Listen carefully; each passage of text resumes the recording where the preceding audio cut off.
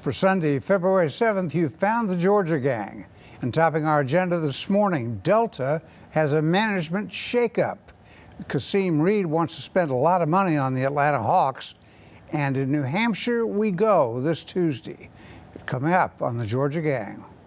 From the Fox 5 studios, the Georgia Gang starts now. We're glad you could be with us on this Sunday in February. We are 5 this week instead of 4. Joining us is Matt Towery, the Fox 5 political analyst and a longtime friend of mine, and going back to your senior year in high school. Absolutely. Don't tell them that far back. Your senior year in high school. You're absolutely right. And now you're a grandfather. I am. I'm an old man. That's just unbelievable That's to me. all right. I'll take it. We're glad you could be with us, Matt. Thank you, Dave. You will supply a lot of expertise in the political segment and trenchant commentary in the rest of the broadcast, I hope. Okay. All right. All right? We good for that? Do my best. All right. Let's begin at Delta Airlines down by the airport, where there's been a shakeup in the leadership. Richard Anderson, the chairman of Delta, is retiring in about 6 months, and replacing him will be his number 2, Ed Bastian. Now, you may have heard on this broadcast before, I'm not a huge fan of Richard Anderson. Other than our first names, I have little to do with him. But I believe we ought to say that he is a turnaround expert. Jeff, I'll turn to you first. As a business case, the case for Richard Anderson is very strong. Richard Anderson came on when Delta was going through restructuring, and it was going through bankruptcy. It was going through bankruptcy, and he was one of the lawyers involved in that, and they tapped him to be the CEO. And if you invested in some stock back in those days, Matt, when you could buy it for $2 or $3, you remember those days? Yes. You'd have done pretty well under the tenure of this particular CEO. The merger with Northwestern. The merger with Northwest, and and obviously they've been able to add fees and generate more revenue, but they've also been able to really focus more on the global side of the market. The domestic side of the market isn't all that profitable for them, never has been, and so they've been able to focus on those longer range trips where people pay the big bucks, and it's just a bigger, healthier airline, and of course it's one of the top 1 or 2 airlines in the world. Look, the guy bought an oil refinery when Obama's gas prices went through the roof, when they were up to $4 a gallon. Yes. This guy bought an oil refinery. That's pretty smart. But Phil. Now he needs Yeah, to let's sell talk it. about Politically. Let's talk about his political tin ear. We lost the Delta fuel tax exemption because he got into it with Representative Earl Earhart and others. He attacked the second airport over in Paulding County, and which was very undiplomatic, especially And since before that, Briscoe Fields and Gwinnett. That's right, and he obviously doesn't like competition. And yet, when it comes to Dallas and Love Field, where he wants to get in, he wants competition. So Ed Bastian, his successor, is going to be a lot more diplomatic and has a better political ear. Well, I think he's been a real champion for Delta, and particularly for employees, too. I mean, he's got them with profit sharing now, and he's really turned things around as far as the culture and the climate. And the airline has won points for being on time. And so he really has been I'll just add, from the a good business manager. standpoint, the business community feels like he's put an esprit de corps back there. Sure. He's got some organization to the company, and yes, the shareholders have seen a great benefit from it. So politically, not so great, but business-wise, like you said, Dick, a big plus. Yeah, I think that's the deal. And I think one relief for me will be when he retires, that he will no longer be writing a column every month in Sky Magazine about Delta sponsorship of homosexual parades all over the country. I won't have to read that anymore.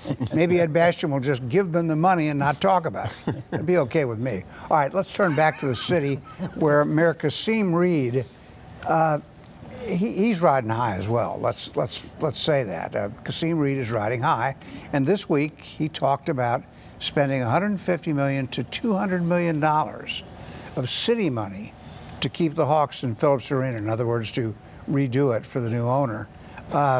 Matt, you haven't weighed in on this as far as I know, but this money for sports stadiums and teams is excessive. It's out of control. The only thing I would say about what Kasim is doing is at least he's putting his cards on the table up front. I mean, look at Cobb County. They woke up one day and found out, oh, all of a sudden we're going to have all this money going in to build this massive stadium, and oh, by the way, you're funding it, and oh, by the way, you're not going to vote on it. So to that extent, I guess Kasim has a one-up. And also, let's be fair, for Kasim, he has a natural political constituency that is happier with spending money on these sort of efforts. Particularly, they don't want to lose. They don't want to lose the Hawks. So I certainly can understand that. I will say, though, this thing is beginning to get out of hand. This business of money being spent to keep these professional teams in, and at some point, and we do live in a red state. We're not purple quite yet. It's going to be very hard for these politicians down the road when the full amount comes through and people realize all the roads and all the infrastructure and all the additional things that have to take place. There are going to be some politics, some folks who are going to pay for it, particularly when the traffic jam is there on the opening day. On the other hand, and I totally agree with what you said, but we can't lose the Hawks. No. Right. We cannot lose the Hawks. We have to do everything that we can to keep the Hawks downtown. I think that the mayor is aware of that and is willing to take whatever steps are necessary to do it. This is not a mayor who's put an awful lot of taxpayer money on the line for anything. He's been in office for almost 8 years now. There's not been a single property tax increase over that time. Not the Falcons, Jeff. Well, the Falcons, but I mean, you know, essentially what you're looking at with the Falcons is a hotel-motel tax that really doesn't hit residents all that much. You know, and we've got a. You're right. He hasn't raised property taxes. He has not raised property taxes. He's done everything that he said he was going to do. You got $150 million in the bank. You surely didn't have that when Kasim Marine came into office. So I think that he's making investments in a way that are wise for the future of the city. And to be fair, he's doing it in a way, at least it's letting people up front know what they're going to have. It is transparent. You're not waking up I the think next morning. that's right. You know? The transparency Right. is very important. Now, Phil, Kasim Reed said that it's just the perception of crime in the city. Crime is down, but the perception is bad. Now, I think you'll take sharp exception with that. Well, the mayor's wrong. And I talked to a lot of police in the city, and, well, let's say, they admit their own statistics are the murder rate is up from last year, the rape rate is up. Yes, there's some progress in some zones. It depends on what zones you're looking at. You know that I've always been opposed to this Chief Turner. He's nothing but a puppet for the mayor. We're not doing aggressive policing, and police who are honest with you will tell you that. And so I hope the new mayor, whoever he or she is, gets a new police chief. Well, the mayor pointed out in his speech that addressed to the city that crime is down by 24%. And he did acknowledge that there was this blip that happened over the course of the summer. Yeah, murder and rape. Well, I think one thing, too, about it, particularly sex assault cases, they're being reported more now because the law is being enforced better, and that always causes an increase in the numbers. But I think overall he has put in place 2,000 police officers, the first time the city's ever had that number, and I think he is cognizant of what he needs to do to keep a city safe. Now, in the meantime, MARTA is beginning a big push to ratchet up that half-cent sales tax charged to Fulton and DeKalb. And MARTA says it will create $5.2 billion in wealth, and it will create 45,000 jobs by expanding to up to North Fulton and out to Lithonia. Those numbers I won't argue with. What I will argue is that Fulton and DeKalb cannot continue to pay the sole burden of MARTA. And the DeKalb Commission even wrote MARTA this past week and said, we can't do this. Well, they said they can't do it in 2016, but that they are willing to put a referendum on the ballot in 2017 because they have some roads priorities out there that they'd like to be able to take care of that have been unmet for several years. You know, we got a couple of different polls out there, both of them sponsored by the Metro Chamber and the Georgia Chamber of Commerce, and they show, both of them, by two different firms, that there are clear economic benefits of expanding transit in the region. Not only do you create jobs, but you create the opportunity for people to get to jobs. So you make it possible for people to access hundreds of thousands more jobs than they currently can using transit. And you also see in one of the polls that there's a 4-to-1 investment. And finally, there's overwhelming support for among Republicans as well as Democrats for MARTA expansion. That's clear in these polls. And I think that when we put these issues to the voters, they're going to say, yes, let's make sure that transit is part of our transportation strategy I support going transit, forward. But I'm a DeKalb resident. and I don't want to pay all those taxes. I want. Well, wait a minute. Wait. One of the things that you said there, Dick, I think is exactly right. You ought not have two counties That's the point. Right. supporting The a metro. We gotta transit get out. system for the region. We got to get out. You're Let me- right Yeah. about that. I'm going to extend past the time a little bit here because we need to mention that DeKalb schools got full accreditation this week. Right. All praise to Michael Thurman, the interim Absolutely. superintendent. Yeah. It's to his credit. Huge. Dr. Michael Bell, the CFO, took over a system that was 14 million in deficit, and it's now 150 million, 90 million to the good. That's right. And the test scores are up and the graduation rate's up. All right, when we come back, we'll turn our attention to the state capitol, the legislature, and later, politics. Have a question or comment for the Georgia Gang? Visit their website at fox5atlanta.com. And remember to follow us on Facebook and, of course, our new YouTube channel, where you can see all of our broadcasts aggregated there. Now we turn to the state capitol and the General Assembly. And I guess it was a slow week at the General Assembly, that, from what I could see. My colleagues may disagree. It looks as if the freedom of religion stuff, there are 7 bills. And it looks to me as if the one that has the best likelihood of passing, Phil, is the one you've been touting, which is the Pastor Protection Act. This week, Stacey Abrams, the Democrat leader, came out in support of it. So that says to me it's going to pass. Well, that's right. Let's remember, politically and culturally, this is a majority Christian state. You've got a lot of traditional religious clergy, both in the black and white communities, as we all know, that believe in traditional marriage. They don't want to be attacked by these radical leftists, and they don't want to be shut down. It's also a free speech issue. So I think this is going to pass. You mentioned there are other bills. Again, I think businesses, we talked about Delta in an earlier segment, they've got to be careful because they have a lot of Christian customers that are concerned about the fact that they want their pastors and clergy to have free speech. Can I note one thing, though, Dick, Sure. very quickly? Fox 5, we polled this issue last year. It is very interesting. If you talk about RFRA or any of these bills at the beginning, everybody says, oh, yes, I support it 100%. But if you substitute and say, well, it gives the same protection to those who of the Islamic faith or Muslims, it goes down to nothing. So what's good for the goose is good for the gander. I think he's right. The compromise bill that we hear is probably going to be the one that passes because it doesn't hit at the strike like the other bill did. But the polling shows that this thing is really interesting if you put the other religions on the other side. Boy, the numbers just go down like no tomorrow. Let me turn this to you, Jeff or Alexis.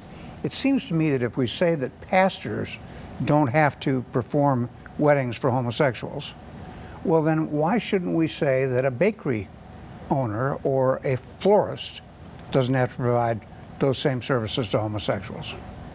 You want to take that on? Yeah, it's a simple, to me, one is religion and one is business. And if you're in business open to the public, that means everybody.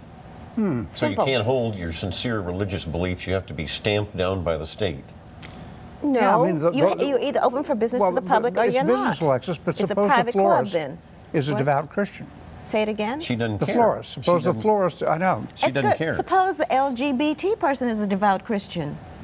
Well, What's that's the what this conflict? fight. That's what this fight is all about, and that's you watch one of these bills that are going to try to include sincere religious people. I will say, Matt, to your point. Sincere I'm as opposed to insincere religious people? I What do will you say, think? I will say to your point, if an imam in a mosque is calling for death to America, I don't think that's protected under the Pastor's Protection Act. That's true. But my point being that Yes. you have to look at it through even though we are a majority Christian state, you have to look at it through the prism of when you put the other religions in there, it just dives like no tomorrow, which is why you're seeing the compromise bill come out, which is going to pass. Which means that people are being consistently honest about what they want. And, the other thing about it is this is just, this is one of those issues that really makes conservatives stumble. And gets them off track.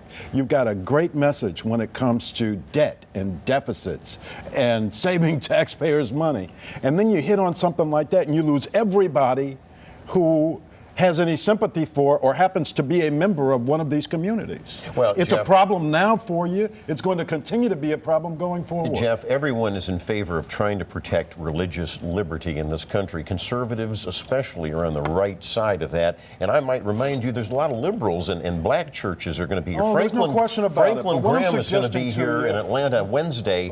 You'll see black and white coming together for religious liberty. There's no question about it. There's also some civil rights Yes. protections, I think, that should extend to everybody as well as religious. Let me add one other thing on the polling real quick, Dick. While I mentioned the other, RFRA is not big with the public one way or another. It's not like they're all clamoring for it, but they're not all against it either. So when you hear these Chamber of Commerce folks say, oh, it's going to just destroy the state, most Georgians don't feel that way. Well, you mean like Richard Anderson of Delta? Yeah, exactly. That's what we're talking way it about here. was Richard in Anderson of Delta. Arkansas. Bye-bye, Richard. Okay, now, two quick things, because I really want to get to politics.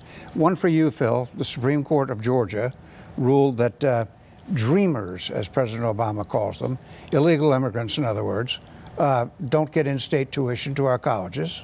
That's right. It was a good decision by the High Court. It was a sovereign immunity issue. It was a unanimous ruling.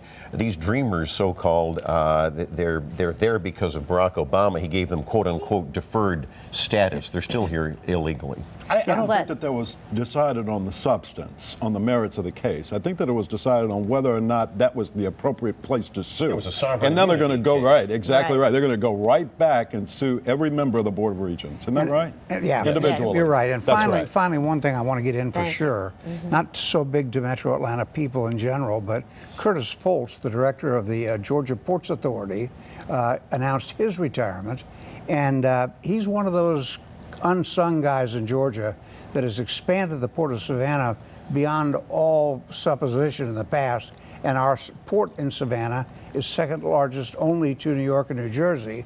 And I think the guy's just one of those people that you hate to see leave. Yeah, All right. and the port also got good support from the Obama administration. Is that correct? It took him, what? It took 7 years. 7 years, yeah. But it got it, did it not? Obama Yes. doesn't know what a port is and doesn't know what creates jobs. All right, when we come back, we're going to get to politics. Glad Matt Towery's here. We'll have some fun with that. Stay with us. Have a question or comment for the Georgia Gang? Visit their website at fox5atlanta.com. Well, let's get to politics. We've got the crew here to do it for you. We can look back at Iowa a little bit, but what we really want to do is look forward to Tuesday in New Hampshire. And this is about as keen interest in a political race that I can remember in years. And we have with us Matt Towery of Insider Advantage and the Fox 5 analyst, no longer a pollster. That's right. Thank you. You're That's right. former polling my company. son does the polling, right.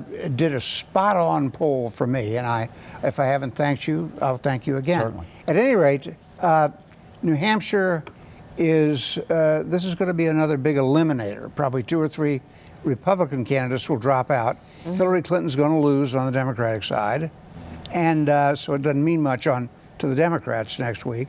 But the Republicans, and I'll start with you, Phil. Is Rubio really on the rise? Well, the answer is yes. In fact, that opinion savvy poll your son and you did had that in Iowa. I've said for weeks, and I think we all kind of agreed here that they were the first, I believe. They were the first in the nation to spot it. Congratulations. But I think we've all agreed it's Trump, Rubio, and Cruz are the big 3 now as we go into New Hampshire. And I don't see any, and Matt, you can expand on this, I don't see anything changing as we get to March 1st. Well, here's the dilemma that you have. First of all, in New Hampshire, what a mess. You have a very short period of time. You had a debate on a Saturday night. Very few people watched that. Then Sunday, you've got a Super Bowl. Monday's the last day to campaign. You can barely poll the thing after the debate. In fact, we're not even going to do it. We're taking a pass for our Fox affiliates, not even going to mess with it. I think Trump wins. And the problem that you have is if Kasich does well, or Rubio and Kasich both do well, and I'm told those are the 2 who are doing the best of the so-called establishment candidates, that means they all go to South Carolina and nobody drops out. Rubio needs to consolidate this. He needs to come in a solid second or third, And he needs to be able to consolidate by taking Bush and Kasich and the others and asking them, could you take a pass in South Carolina? Because if they don't, what's going to happen is Trump will get the middle section of the state, he'll get a certain portion of the low country, he'll get a certain segment of the evangelical crowd on the northern part of South Carolina, and he'll do well enough for him to move on to Georgia, Alabama, the SEC primaries, and still be very viable. Now, the right side of the table, to my right, just for our television viewers, is quiet. Yeah. And I suspect both of you just want Trump to sweep it and take it and bring on the general. No, well, I mean, no, not necessarily. It's an interesting contest. Looking forward to watching it unfold, particularly because there are so many different divisions right now within the Republican Party itself. And so I just think that it's interesting politics to see how all of this unfolds. I was interested, I was looking at the remarks the other day of Lindsey Graham, senator from South Carolina, talking about these two, and he said that if it comes between Cruz and Trump, he'll buy a ticket on the Titanic. And these are the kinds of views. Yes, he did. Lindsey Graham he did. He said that Trump's foreign policy views were gibberish. These are establishment Republicans talking about front-running Republican candidates for president. Let's point out one thing. We were all around for Ronald Reagan, and I know Ronald Reagan seems like a polished, great statesman now. But in 1980, all of us who were active in the Republican Party, I was a young chap, as you know, working in campaigns. We were told, stay away from Reagan. He says crazy things. He'll hit the nuclear bomb, the button. We heard all this stuff. Trump is now, admittedly, a mega steroid version of Reagan. But in a time period that we have reality television, shows like Dating Naked people watch. I mean, we got a whole new world here. And so the voters that he's pulling out are people who are oftentimes blue collar. They earn less than $50,000, and they don't vote Republican. So that's something everybody's got to consider, because it's a whole new world out there. But he also is a genius marketer. I mean, from his time with Celebrity Apprentice. I mean, you can see he knows what to say to get the applause button going, and it's frightening to me, though, quite frankly. Dick, what's interesting, though, is on the Reagan had been a governor, right? On the Democratic side, I don't know if you want to talk about this. When I saw the Bernie Sanders crowd chanting the other night, "She's a liar," referring to Hillary Clinton, you got a lot of problems over in your party, worse than the Republican problems. Well, there's definitely a contest brewing, but I don't think that, the establishment is solidly behind Hillary Clinton. And, Bernie Sanders is appealing to the same people primarily that Donald Trump is, the people who are anti-establishment. And you just can't say that on the Republican side. The establishment is not solidly behind any one of these top running candidates. I mean, senators really seem to genuinely dislike Ted Cruz. And they don't know, as Dick said on this program last week, if Donald Trump is actually a conservative. Or even a Republican. All right, well, I got to have the last word. Donald Trump is no Ronald Reagan. Right. Ronald Reagan was a gentleman, and he did his homework. He had been a governor, too, right? All right, we got to get out. We'll come back with winners and losers. Time now for the week's winners and losers. Don't know where the time went today, but we're winners and losers, and we will go to Alexis. Okay, thank you. I want to congratulate Dr. Ralph Pay, who's the new president of the Concerned Black Clergy. Also, Imara Kennedy, a former aide to the former Atlanta Mayor Shirley Franklin, is the new regional director of communications and engagement for the AIDS Foundation here in the Atlanta area. And also, finally, Mary Parker has a new book. It's her first book. It's called The Chick in Charge. She's the founder of All-in-One Security Services here in Atlanta, and she's written a book about lessons learned and advice for people to have success. Well, I hope the chick in charge is not Hillary Clinton. Jeff, go ahead. It may well be, so be prepared. Mayor Kasim Reed, I think, is the winner of the week. Great State of the City address. A tremendous amount of movement on a number of fronts. We saw that Beltline deal last week. Huge deal for the city, huge deal for the Beltline and for APS. Yeah, just robbing the school kids. Just robbing the school kids. Speaking of school kids in DeKalb County, full accreditation, and hats off to everyone who was involved in that. There were some folks who really deserve a tremendous amount of credit. One of them is certainly Michael Thurman. I agree. All right, Matthew. Okay, well, my winner would be our colleagues in the Fox 5 newsroom. They are absolutely blowing it out this year. They're just doing a fantastic job, and I think you're going to see those results down the road. They're really doing a great job. My loser would be the pollsters, the other polls. I've seen so many push polls this week. The MARTA poll, a poll on the casino gambling. Doesn't mean they're not going to pass, but these push polls that they give where they say, okay, do you want to die by being shot or by suicide, and not giving a choice to say how you really feel about the deal, that's not really going to persuade legislators, in my opinion. All right. You know, my loser has to be Kasim Reed. It doesn't have the handle on crime, and I want to give a shout out. My winner is Superintendent Richard Woods, our state school superintendent. He did a great report on a shocking crisis. Our teachers are dropping out. Within 5 years, 44% of our teachers are going to be dropping out. We got to get more discipline. All right, and I will. I'm getting the hurry up. Well, I want to just go to the point. A man named Mike at Emory University Hospital asked for a shout out. He and his colleagues at Emory Hospital took great care of my wife this week, and for that I'm appreciative. And he's a good guy, so there we are. That's all the time we have for the Georgia Gang.